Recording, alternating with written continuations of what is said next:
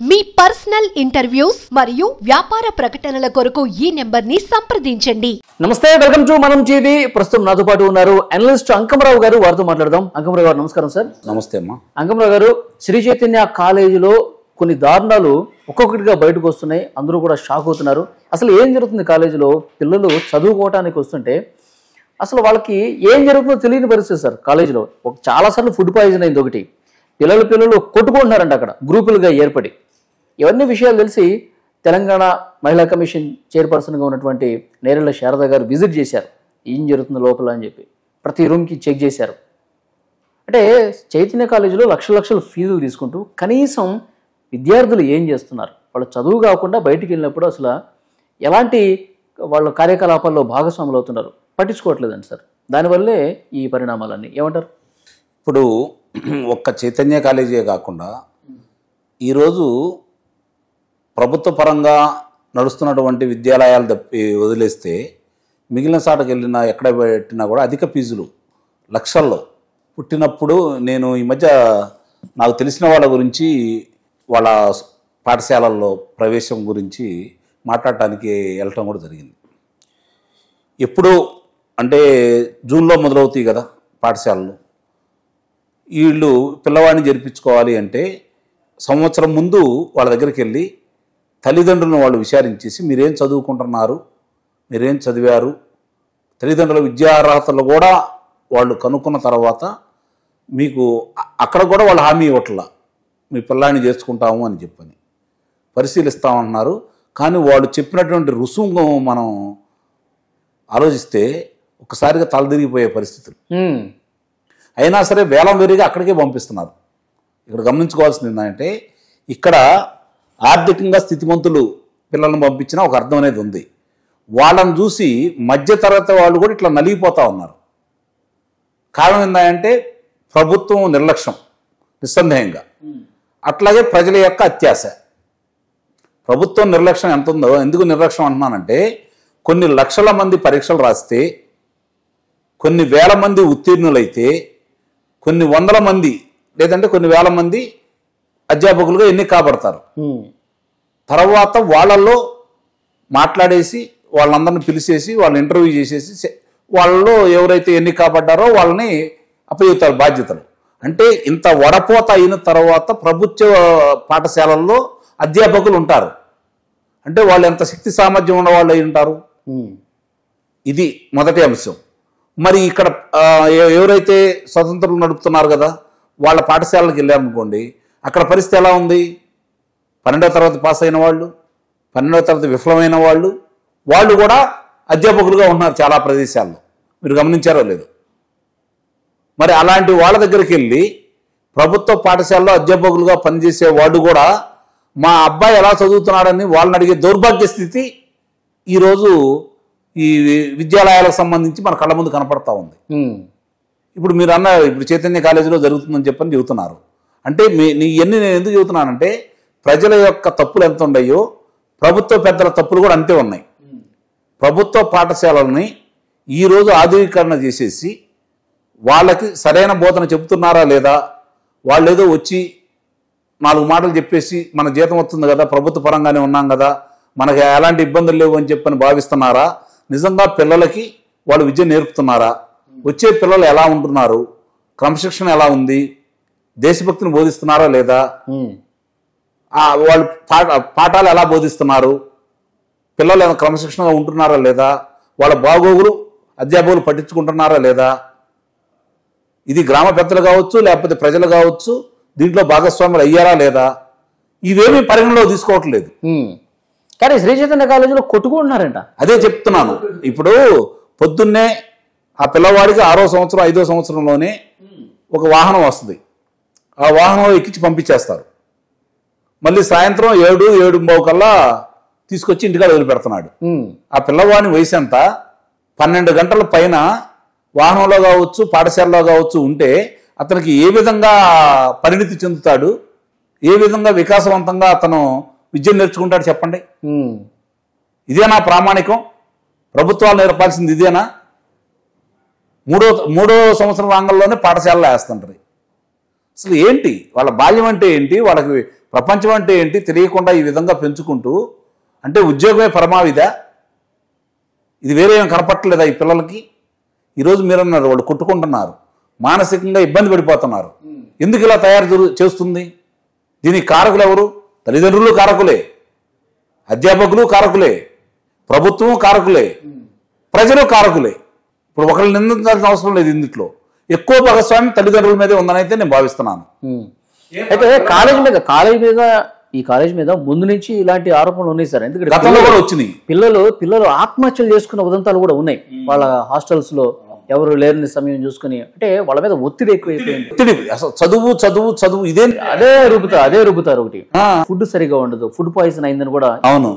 ఇప్పుడు నేరెళ్ల మాధవి గారు దాని మీద చర్యలు తీసుకొని, నేరెళ్ల శారద గారు దాని మీద చర్యలు తీసుకోండి, ఇక ఇక్కడ పనిచేసినటువంటి ఎవరైతే ఉన్నారో ప్రధాన ఉపాధ్యాయుడు ఆయన ఇంకెక్కడ కూడా ఉద్యోగం చేయడానికి వీల్లేదని చెప్పని చెప్తున్నారు కదా. అవును. ఇవన్నీ చూసుకుంటాను చాలా బాధేస్తా ఉంది. అంత ఉన్నత చదువులు చదివిన వాళ్ళు ఇలా ప్రవర్తించాల్సిన అవసరం ఏంటి? అంటే ఇవన్నీ డబ్బుల కోసమేనా? ఇంత దిగజారిపోవాలా?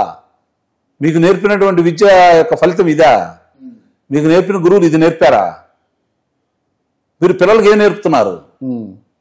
నిజంగా ఇలాంటి చేస్తే మీరు ఈ రోజు అధ్యాపకులుగా ఉండేవాళ్ళ? ఈ ప్రిన్సిపల్ యాజమాన్యాలు సార్ అంటే ఎటు పోయినా మన దగ్గరికి వస్తారులేని ఒక అహంభావం ఎక్కువ ఉందంటారా? నిస్సందేహంగా వీళ్ళకి ఏ దిక్కు లేదు, మనమే దిక్కు అనే ఆలోచనలో ఉన్నారు వీళ్ళు. అట్లానే కనపడుతుంది కదా. తల్లిదండ్రులు అయినా సరే ఫలానా పిల్లాడికి ప్రతి సంవత్సరం చూస్తూనే ఉన్నాం, ఏదో ఒక మామూలుగా విశ్రాంతి దాంట్లో ఎవరో బాలికలో ఆత్మహత్య చేసుకుంటానే ఉన్నారు. అయినా సరే మనం ఎగోడి పంపిస్తున్నాం కదా. అవును. దానివల్ల జరుగుతున్నటువంటి నష్టాలే కదా ఇవన్నీ. ఇవాళ నాకు తెలిసినంత వరకు పిల్లలు చదువు పూర్తి తలికి ఎలాంటి వ్యసనాలకు బానిస కాకుండా అనారోగ్య సమస్యలు లేకుండా ఉంటే అదే అదృష్టంగా భావించాల్సిన పరిస్థితి ఏర్పడింది ఈరోజు. సో దీన్ని ప్రభుత్వం కూడా కొంత కాలేజీ యాజమాన్యాలకి ఒక అవగాహన కల్పించాల్సిన అవసరం ఉందా లేదా? ఎలాంటి ప్రక్షాళన అవసరం? ప్రభుత్వ పెద్దల అధికారంలో రంగంలోనే వాళ్ళని పిలిచి మాట్లాడతారు, ఒక మూట తీసుకుంటారు, వదిలేస్తారు. అదే కదా జరుగుతుంది. గతంలో అభియోగాలు వచ్చినాయి, ఏంటి మీరు మళ్ళీ కొనసాగించాలి అంటే మాకు ఇంత పంపించండి అనే దౌర్భాగ్య స్థితికి ఈరోజు రాజకీయ నాయకులు వచ్చారు. ఎవరైనా సరే ఇందులో వాళ్ళ మినాయింపు అనేది లేదు. లేకపోతే ఇన్ని అకృత్యాలు, ఇన్ని దురాఘాతాలు జరుగుతున్నా కూడా వీళ్ళు ఇంకా దాన్నే పట్టుకు ఏలాడుతున్నారు అంటే, వాళ్ళు అదే మామూలుగా విద్యాలయాలు కొనసాగిస్తున్నారు అంటే ఎక్కడ జరుగుతుంది? ప్రభుత్వ పరంగా జరుగుతున్నటువంటి లోపమే కదా ఇదంతా. ఇప్పుడు ప్రభుత్వంలో ఉన్న వాళ్ళు ఈ విధంగా చేస్తే వ్యవస్థ మారదు కదా సార్. ఎందుకు మారుతుంది? వాళ్ళు అట్లనే ఇప్పుడు వీళ్ళు వ్యాపారం కోసం చేస్తారు. చదువు చెప్పడానికి మేము వాళ్ళకి మామూలుగా గణిత శాస్త్రం బోధించాలి అంటే నెలకు 3 లక్షల రూపాయలు ఇస్తున్నామని అని అంటారు. వాళ్ళు 300 మంది పిల్లలు ఉంటారు. పిల్లల దగ్గర ఒక్కొక్క సంవత్సరానికి 3 లక్షల గాడి తీసుకుంటున్నారు. 9 కోట్ల రూపాయలు ఇక్కడ వసూలు చేస్తూ ఉన్నారు. వాళ్ళు విద్యాలయాలు నడుపుకుంటా ఉన్నారు. వాళ్ళ వ్యాపారం వాళ్ళు చూసుకుంటున్నారు, వాళ్ళ లాభాలు వాళ్ళు చూసుకుంటున్నారు. ఇక డబ్బులే ముఖ్యం. ఏం అంతే కదా. అంతే కదా. ప్రజాసేవ చేయడానికి అయితే వాళ్ళు రాలేదు కదా. ప్రజాసేవ చేయాల్సింది ఎవరు? పరిపాలించేవాళ్ళు, ప్రజలకు అందుబాటులో ఉండాల్సిన వాళ్ళు ప్రభుత్వ ఉద్యోగస్తులు. ఇక్కడ ప్రభుత్వ ఉద్యోగస్తులు స్వార్థపూరితులై, రాజకీయ నాయకులు స్వార్థపూరితులై, ప్రజలు అదే విధంగా ఉన్నప్పుడు ఎక్కడి నుంచి ప్రక్షాళన మొదలవుతుంది? ఎక్కడోసారి దీన్ని ప్రారంభం కావాలి కదా. ఆ ప్రారంభానికి ప్రజలు పూనుకోవాలా. ఇప్పుడు ఇలాంటి ఆరోపణలు తరచుగా ఏ కాలేజీల మీద వస్తాయో వాటిని లిస్ట్ అవుట్ చేసి కనీసం నెలకు ఒకసారైనా లేదంటే 2 నెలలకు ఒకసారైనా ఇన్స్పెక్షన్ చేయాల్సిన అవసరం ఉంది సార్. ఏమంటారు? నెలకు ఒకసారి 2 నెలలకు ఒకసారి కాదు, ముందు వాళ్ళకి వసతి గృహాలు ఎలా ఉన్నాయి, వంటశాల ఎలా ఉంది, అవి పరిశీలించి పరిశుభ్రంగా ఉన్నాయా లేవా, నాణ్యమైనటువంటి పదార్థాలే ఉన్నాయా, అక్కడ అపశుభ్రంగా ఉందా, పరిశుభ్రంగా ఉందా, ఇవన్నీ పరిశీలించకుండా అనుమతులు ఎలా ఇస్తున్నారు? 200-300 మంది విద్యార్థులు విశ్రాంతి దాంట్లో ఉన్నప్పుడు వాళ్ళకి 3-4 స్నానాల గదులు లేవచ్చు, లేకపోతే బహిర్భూమికి లేవి కావచ్చు ఉంటుంటే అక్కడ పరిశుభ్రత ఎలా ఉంటుంది? ఓకే, చెప్పండి. కరెక్ట్. ముందు వాటిని కదా ప్రక్షాళన చేయాల్సింది,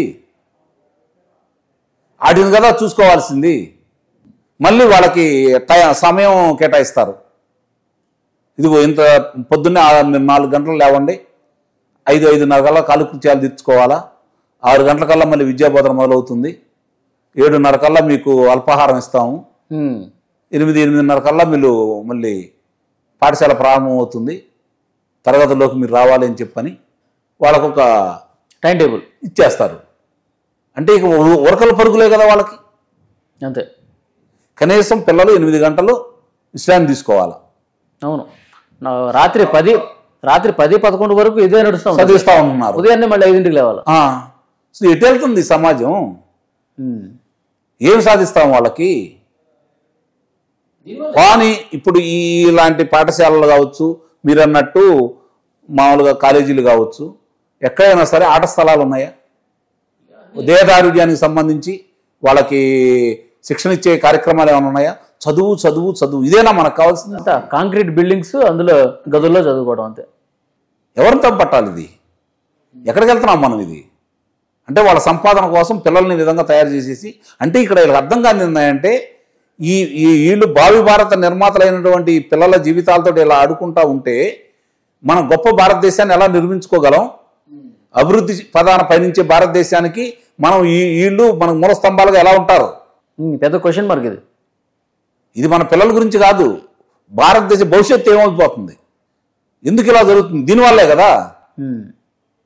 దీనివల్లే కదా ఈరోజు అన్ని వనరులుండి, సహజ వనరులుండి, ఎప్పుడో అనాది నుంచి, వేదాల కాలం నుంచి వేద పాఠశాలలు నిర్వహించినటువంటి ఈ కర్మభూమిలో ఈరోజు ఈ దౌర్భాగ్య స్థితి ఏంటి? ఉన్నత చదువులు చదువుకోవాలంటే ఇంగ్లాండ్ లేకపోతే అమెరికా విదేశాలకు వెళ్ళాల్సిన దౌర్భాగ్య స్థితి ఏంటి? ప్రపంచం మొత్తం ఇక్కడికి వచ్చి చదువు నేర్పినటువంటి ఈ వేద భూమిలో ఈరోజు ఈ పరిస్థితి ఎందుకు వస్తుంది?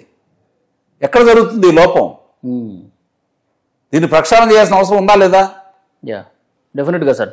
సో మీరు అన్నట్టు మొత్తం వ్యాపారం అయిపోయింది చదువు అనేది. చదువు కొనటం లేదు, కొనుక్కుంటున్నారు చదువు. అవును, చదువు కొనుక్కుంటున్నారు. వాళ్ళు కూడా చూడండి, చాలా మంది కూడా గంటల లెక్కన డబ్బులు తీసుకుంటున్నారు అధ్యాపకులు. అవును.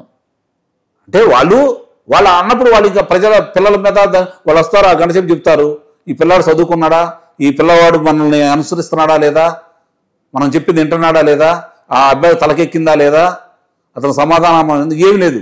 వస్తారు, వాళ్ళు సమయాన్ని కేటాయిస్తుంటారు, ఆ సమయంలో చెప్తారు, వెళ్తారు. చూద్దాం సార్, పరిస్థితుల్లో ఇక మార్పు రావాలని కోరుకుందాం. నిన్న నేరెళ్ళ శారద గారు చాలా సీరియస్గా వార్నింగ్ కూడా ఇచ్చారు. సో ఇదే సీరియస్నెస్ అనేది ఇలాంటి అక్రమంగా ఏదైతే కాలేజీలో జరుగుతుందో అన్నిటి మీద ఇదే విధంగా దృష్టి పెట్టాలో. పిల్లలు వాళ్ళ మనోవికాసంతో పాటు కేవలం చదివే కాదు, సో వాళ్ళకి శారీరక మానసిక వికాసం అనేది పెంపొందించే విధంగా అన్ని చర్యలు ఉండాలి. అలాంటప్పుడే ఇలాంటి పరిణామాలు లేకుండా మనం చూడగలం. చూద్దాం సార్ ఏం జరుగుతుందో. Thank you very much. Thank you.